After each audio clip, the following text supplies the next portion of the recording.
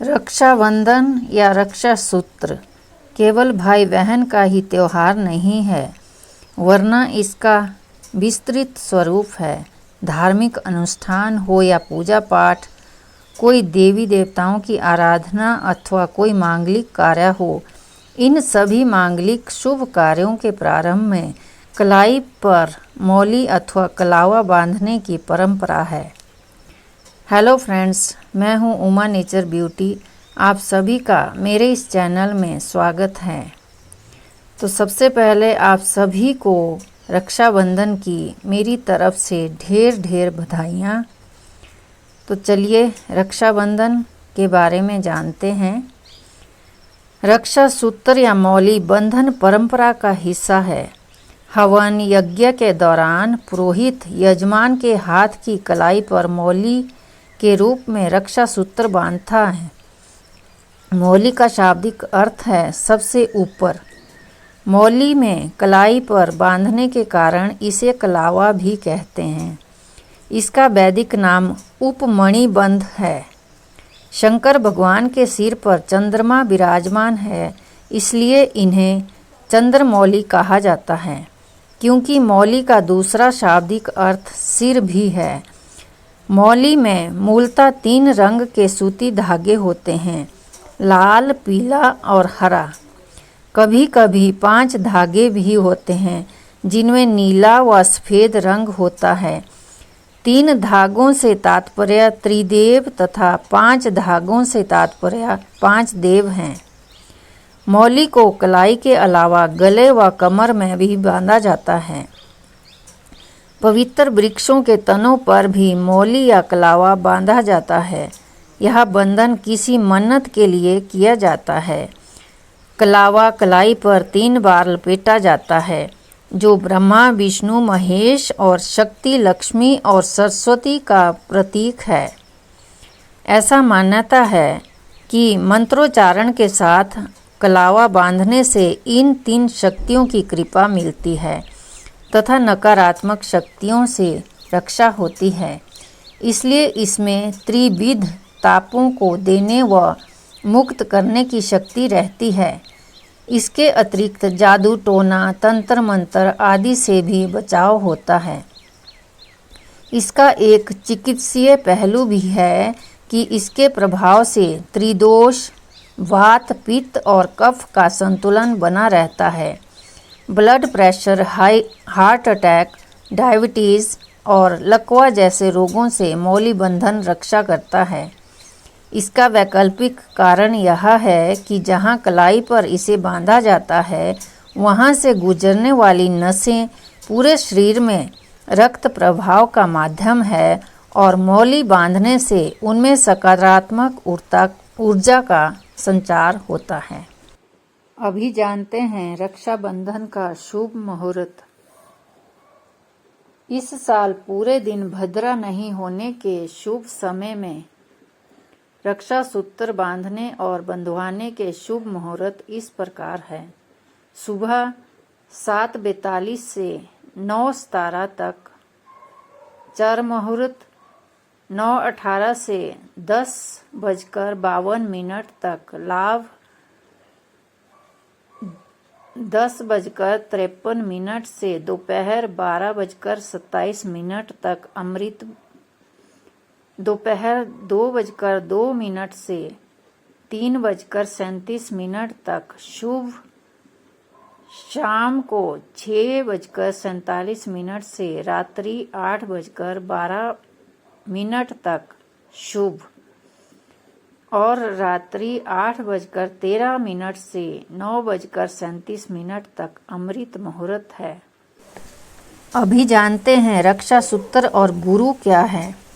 सद्गुरु ही लौकिक व अलौकिक विपदाओं से रक्षा करते हैं।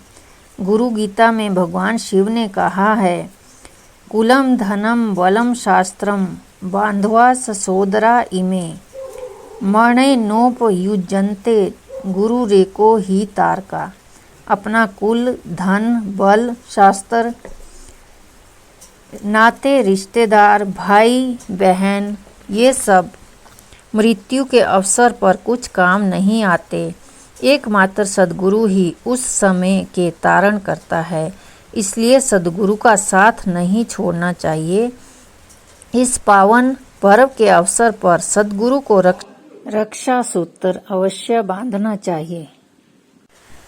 भौतिक रूप से सुख समृद्धि के लिए कोई भी सहायक बनकर आपकी रक्षा कर सकता है, लेकिन अलौकिक आपदाओं के लिए केवल प्रभु से ही रक्षा करने के लिए प्रार्थना की जाती है। येन बद्धो बलिराजा दानवेंद्रो महाबला तेन त्वामनु बंधनामि माचल माचल। जिस रक्षा सूत्र से महान शक्तिशाली दानवीर राजा बलि को बांधा गया था, उसी सूत्र से मैं आपको बांधता हूँ, अतः आप अपने संकल्प से कभी विचलित मत होना। अभी जानते हैं रक्षा सूत्र की पौराणिक कथा के बारे में। विष्णु पुराण में वर्णित कथा के अनुसार राजा बलि ऐसे दैत्य सम्राट हुए जिन्होंने 3 लोकों पर विजय प्राप्त कर ली थी। बलि इंद्रलोक को जीतकर देवताओं को भी वहां से निष्कासित कर देना चाहते थे। ये महातापी दैत्यराज महातपस्वी व दानवीर भी थे। इनकी कीर्ति तीनों लोकों में गाई जाती थी। देवता दुखी होकर भगवान विष्णु के पास गए और उनसे प्रार्थना की। भगवान विष्णु ने उनकी व्यथा जानकर आश्वस्त किया और कहा कि वे यथोचित प्रयास करके दैत्यराज बलि से इंद्रलोक को स्वतंत्र रखेंगे।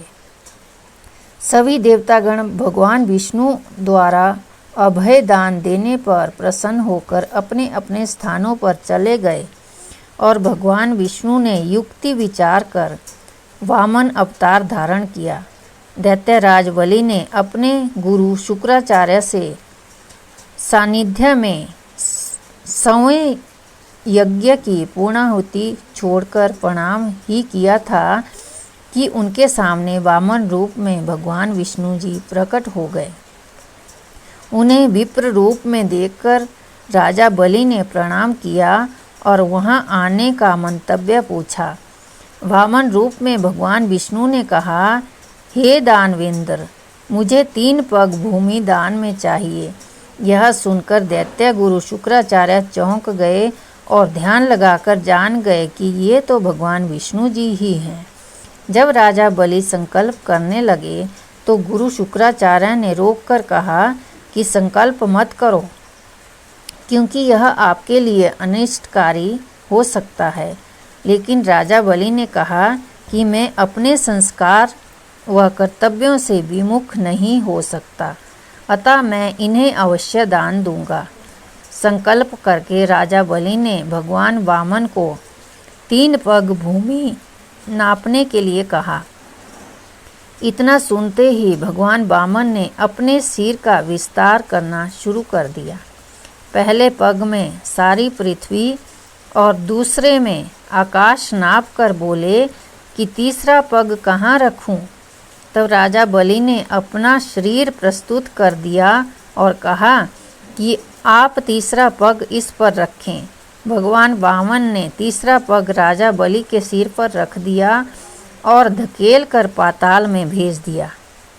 दैत्यराज बलि ने वहां जाकर घनघोर तपस्या करके भगवान विष्णु को प्रसन्न किया। राजा बलि ने भगवान विष्णु से वर मांगा कि वे वैकुंठ छोड़कर रात दिन मेरे सामने रहो। भगवान विष्णु ने उसे सहर्ष वरदान दे दिया और पाताल में रहने लगे। इससे विष्णु पत्नी महालक्ष्मी जी बहुत व्यथित हुई। भगवान विष्णु के ना होने से अन्य कार्यों में भी बाधा आने लगी। तब नारद जी ने माता लक्ष्मी जी को एक उपाय बताया। इस उपाय के तहत माता लक्ष्मी श्रावण मास की पूर्णिमा के दिन पाताल में राजा बलि के पास गई और उनकी कलाई पर रक्षा सूत्र बांधा। जब राजा बलि ने प्रसन्न होकर कुछ मांगने के लिए कहा, तब माता लक्ष्मी ने कहा कि आप भगवान विष्णु को मुक्त करके वैकुंठ जाने दें। राजा बलि ने प्रसन्न होकर भगवान विष्णु को उनके द्वारा दिए गए वरदान से मुक्त कर दिया। राजस्थान में राम राखी और चूड़ा राखी बांधने का भी प्रचलन है।